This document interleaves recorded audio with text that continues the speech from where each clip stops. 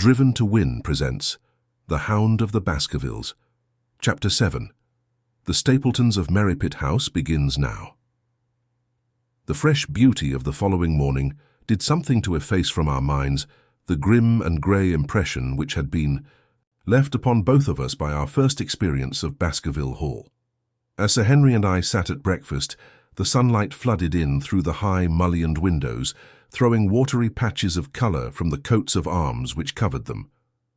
The dark panelling glowed like bronze in the golden rays, and it was to realise that this was indeed the chamber which had struck such a gloom into our souls upon the evening before. "I guess it is ourselves, and not the house, that we have to blame," said the baronet. "We were tired with our journey and chilled by our drive, so we took a grey view of the place. Now we are fresh and well, so it is all cheerful once more." "And yet it was not entirely a question of imagination," I answered. "Did you, for example, happen to hear someone, a woman, I think, sobbing in the night?" "That is curious, for I did, when I was half asleep, fancy that I heard something of the sort. I waited quite a time, but there was no more of it, so I concluded that it was all a dream. I heard it distinctly, and I am sure that it was really the sob of a woman. We must ask about this right away." He rang the bell and asked Barrymore whether he could account for our experience. It seemed to me that the pallid features of the butler turned a shade paler still as he listened to his master's question. "There are only two women in the house, Sir Henry," he answered. "One is the scullery maid, who sleeps in the other wing. The other is my wife, and I can answer for it that the sound could not have come from her." And yet he lied as he said it, for it chanced that after breakfast I met Mrs. Barrymore in the long corridor, with the sun full upon her face. She was a large, impassive, heavy-featured woman with a stern-set expression of mouth, but her telltale eyes were red and glanced at me from between swollen lids. It was she then who wept in the night, and if she did so, her husband must know it. Yet he had taken the obvious risk of discovery in declaring that it was not so. Why had he done this, and why did she weep so bitterly? Already round this pale-faced, handsome, black-bearded man there was gathering an atmosphere of mystery and of gloom. It was he who had been the first to discover the body of Sir Charles, and we had only his word for all the circumstances which up to the old man's death. Was it possible that it was Barrymore, after all, whom we had seen in the cab in Regent Street? The beard might well have been the same. The cabman had described a somewhat shorter man, but such an impression might easily have been erroneous. How could I settle the point forever? Obviously the first thing to do was to see the Grimpen postmaster, and find whether the test telegram had really been placed in Barrymore's own hands. Be the answer what it might, I should at least have something to report to Sherlock Holmes. "Sir?" Henry had numerous papers to examine after breakfast, so that the time was propitious for me excursion. It was a pleasant walk of 4 miles along the edge of the moor, leading me at last to Asmall Grey hamlet, in which 2 larger buildings, which proved to be the inn and the house of Dr. Mortimer, stood high above the rest. The postmaster, who was also the village grocer, had a clear recollection of the telegram. "Certainly, sir," said he. "I had the telegram delivered to Mr. Barrymore exactly as directed." "Who delivered it?" "My boy here, James. You delivered that telegram to Mr. Barrymore at the hall last week, did you not?" "Yes, father, I delivered it." "Into his own hands?" I asked.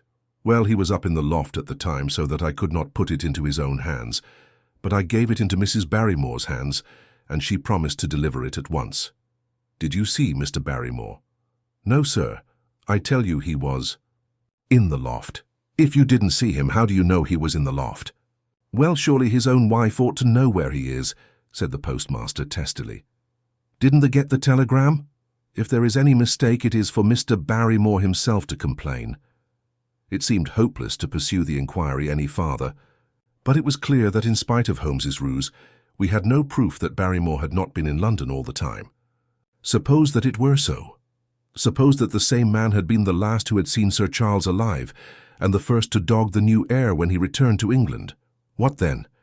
Was he the agent of others, or had he some sinister design of his own? What interest could he have in persecuting the Baskerville family? He thought of the strange warning clipped out of the leading article of the Times. Was that his work, or was it possibly the doing of someone who was bent upon counteracting his schemes? The only conceivable motive was that which had been suggested by Sir Henry, that if the family could be scared away, a comfortable and permanent home would be secured for the Barrymores. But surely such an explanation as that would be quite inadequate to account for the deep and subtle scheming which seemed to be weaving an invisible net round the young baronet. Holmes himself had said that no more complex case had come to him in all the long series of his sensational investigations. I prayed as I walked back along the grey, lonely road that my friend might soon be freed from his preoccupations and able to come down to take this heavy burden of responsibility from my shoulders.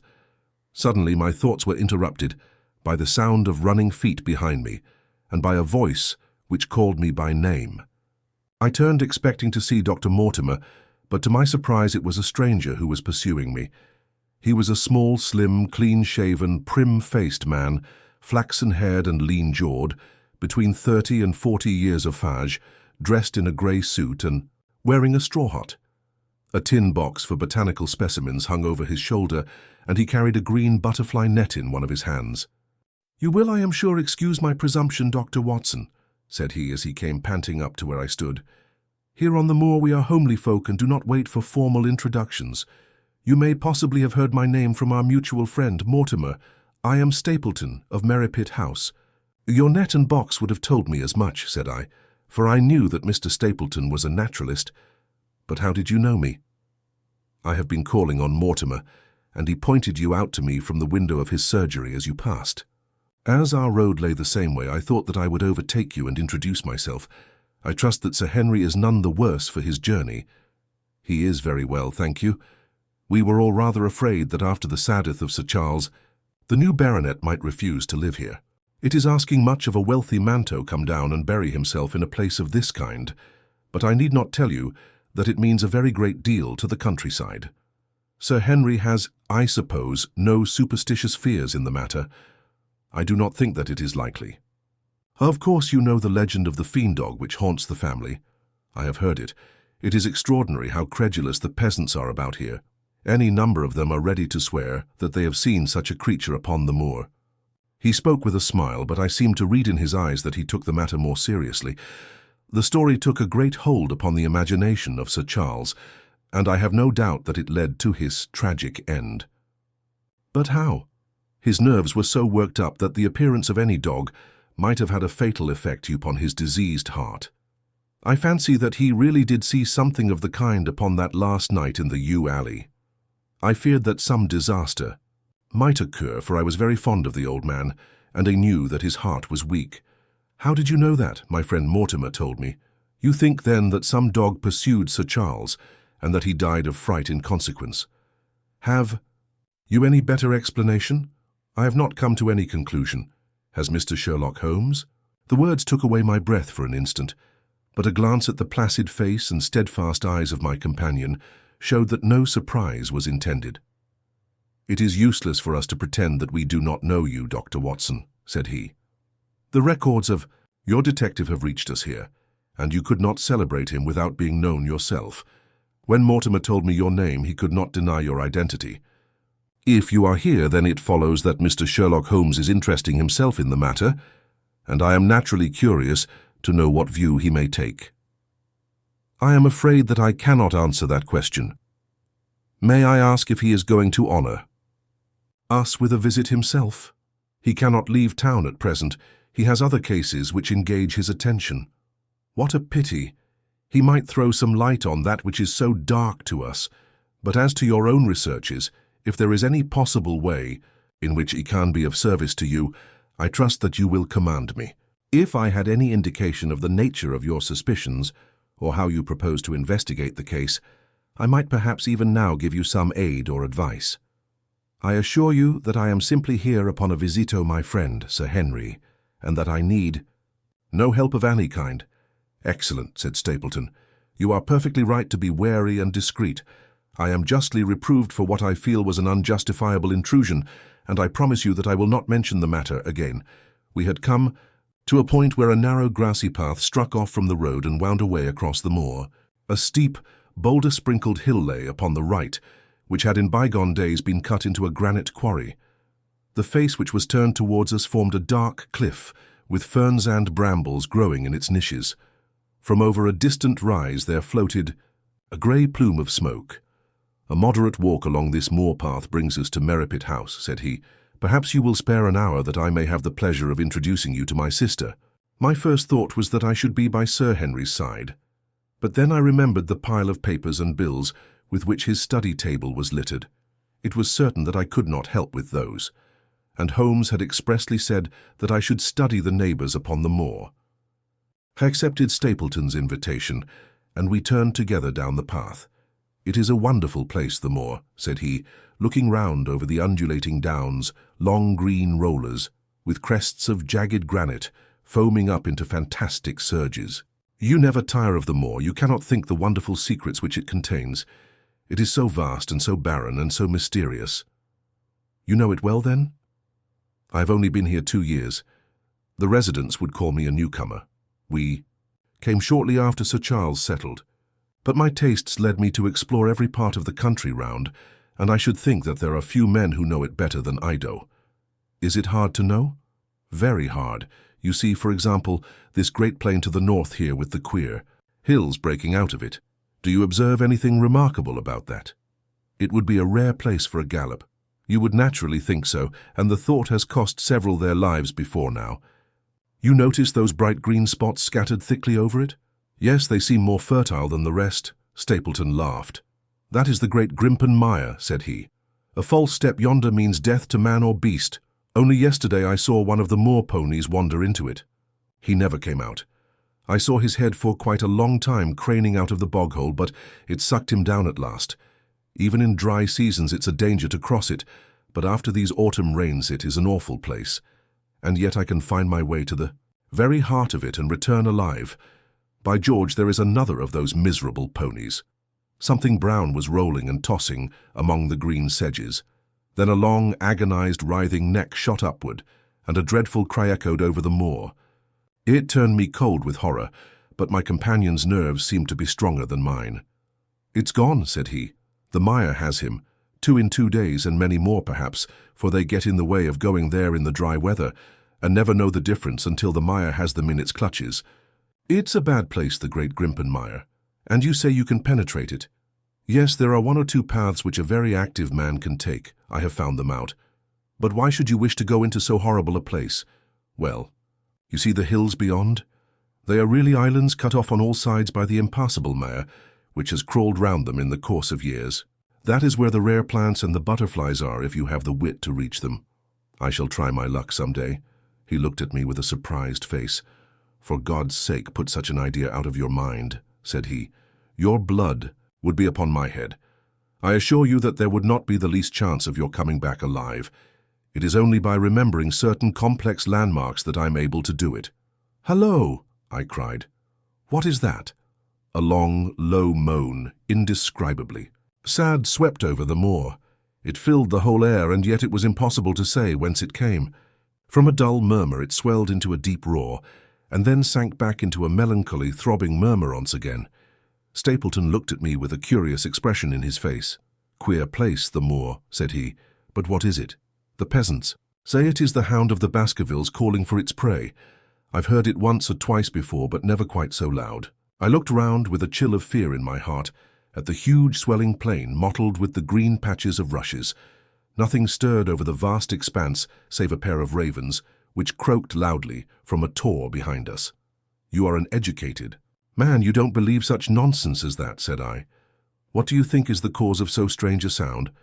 Bogs make queer noises sometimes. It's them settling, or the water rising, or something." No, that was a living voice."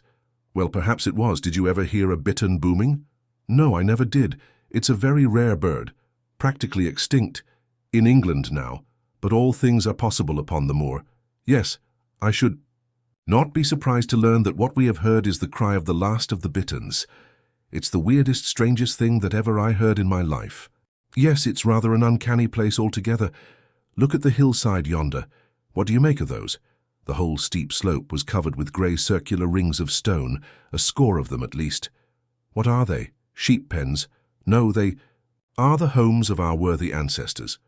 Prehistoric man lived thickly on the moor, and as no one in particular has lived there since, We find all his little arrangements exactly as he left them. These are his wigwams with the roofs off. You can even see his hearth and his couch if you have the curiosity to go inside. But it is quite a town. When was it inhabited? Neolithic man, no date. What did he do? He grazed his cattle on these slopes, and he learned to dig for tin when the bronze sword began to supersede the stone axe. Look at the great trench. In the opposite hill, that is his mark. Yes, you will find some very singular points about the moor, Dr. Watson. Oh, excuse me an instant. It is Cyclopides. A small fly or moth had fluttered across our path, and in an instant Stapleton was rushing with extraordinary energy and speed in pursuit of it. To my dismay, the creature flew straight for the great mire, and my acquaintance never paused for an instant, bounding from tuft to tuft behind it, his green net waving in the air. His grey clothes and jerky, zigzag, irregular progress made him note like some huge moth himself.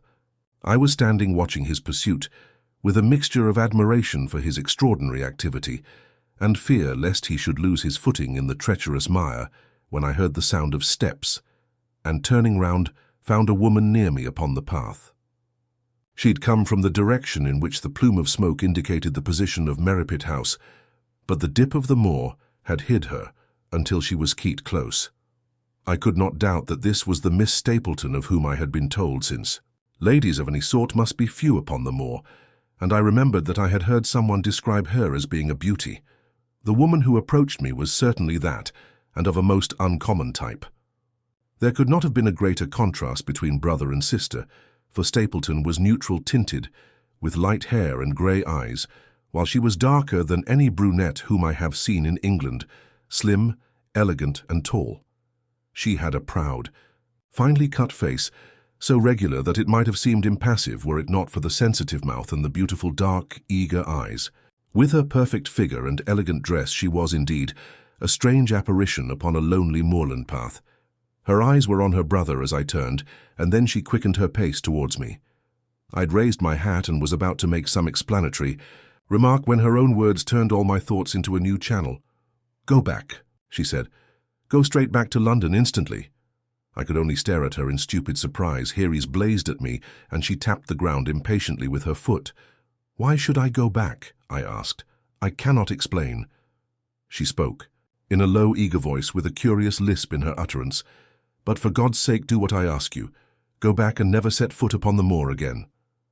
"But I have only just come." Man, she cried, "can you not tell when a warning is for your own good? Go back to London. Start tonight. Get away from this place at all costs. Hush, my brother is coming. Not a word of what I have said. Would you mind getting that orchid for me among the mare's tails yonder?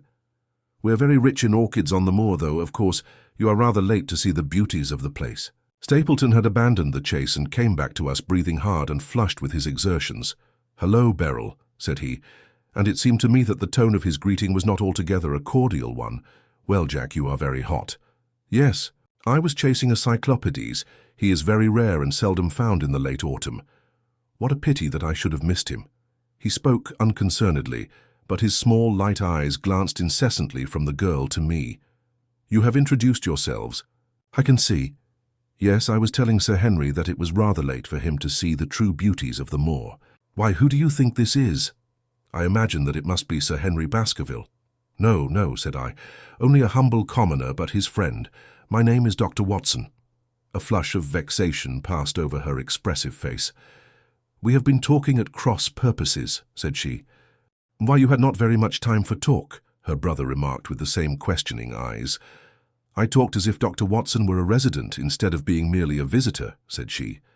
"It cannot much matter to him whether it is early or late for the orchids.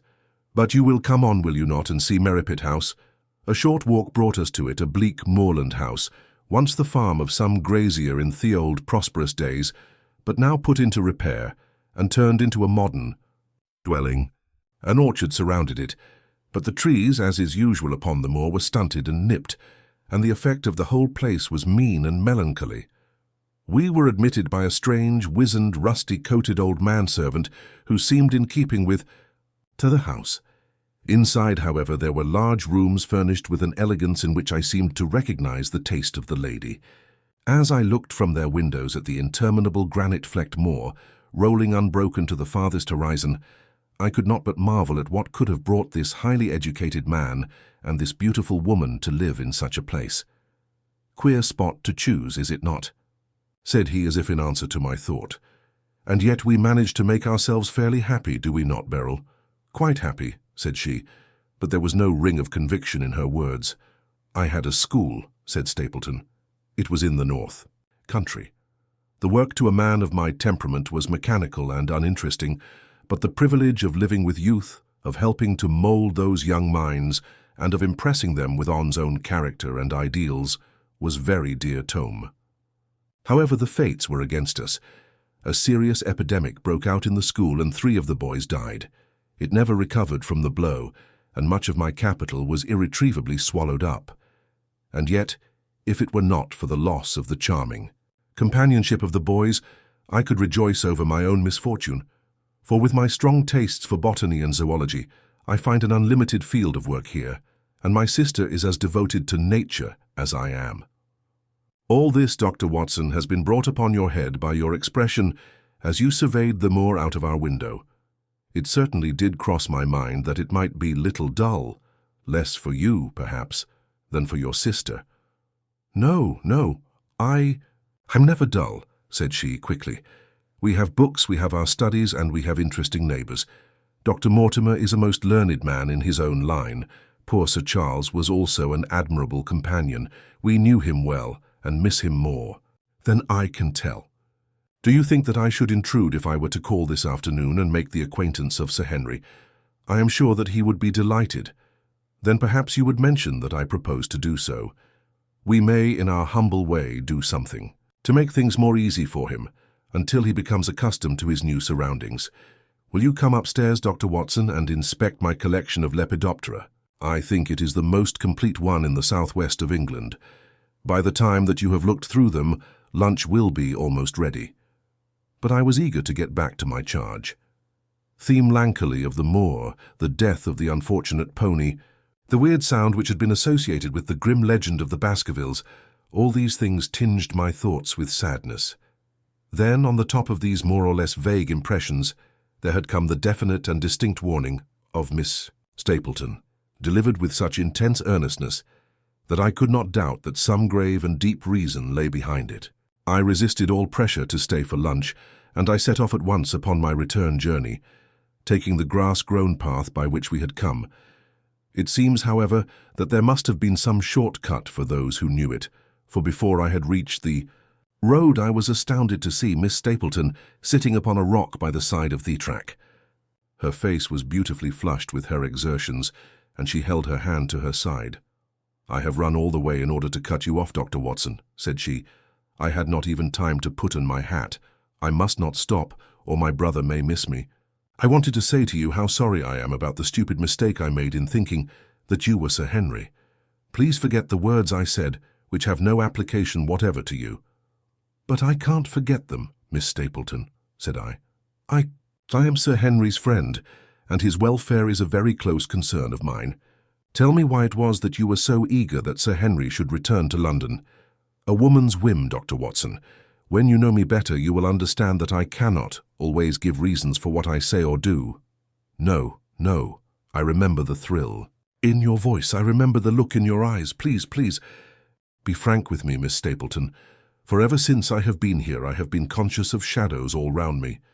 Life has become like that great Grimpen mire, with little green patches everywhere into which one may sink, and with no guide to point the track. Tell me then what it was that you meant, and I will promise to convey your warning to Sir Henry." An expression of irresolution passed for an instant over her face, but her eyes had hardened again when she answered me. "You make too much of it, Dr. Watson," said she. "My brother and I were very much shocked by the death of Sir Charles. We knew him very intimately, for his favourite walk was over the moor to our house. He was deeply impressed with the curse which hung over the family, and when this tragedy came, I naturally felt that there must be some grounds for the fears which he had expressed. I was distressed, therefore, when another member of the family came down to live here, and I felt that he should be warned of the danger which he will run. That was all which I intended to convey. But what is the danger? You know the story of the Hound? I do not believe in such nonsense, but I do. If you have any influence with Sir Henry, take him away from a place which has always been fatal to his family. The world is wide. Why should he wish to live at the place of danger? Because it is the place of danger. That is Sir Henry's nature. I fear that unless you can give me some more definite information than this, it would be impossible to get him to move. I cannot say anything definite, for I do not know anything definite. I would ask you one more question, Miss Stapleton. If you meant no more than this when you first spoke to me, why should you not wish your brother to overhear what you said? There is nothing to which he, or anyone else, could object. My brother is very anxious to have the Hall inhabited, for he thinks it is for the good of the poor folk upon the moor. He would be very angry if he knew that I have said anything which might induce Sir Henry to go away. But I have done my duty now, and I will say no more. I must get back, or he will miss me and suspect that I have seen you. Goodbye." She turned and had disappeared in a few minutes among the scattered boulders, while I, with my soul full of vague fears, pursued me way to Baskerville Hall. This was Chapter 7 of The Hound of the Baskervilles. Stay with us on Driven to Win, and don't forget to like, subscribe, and share.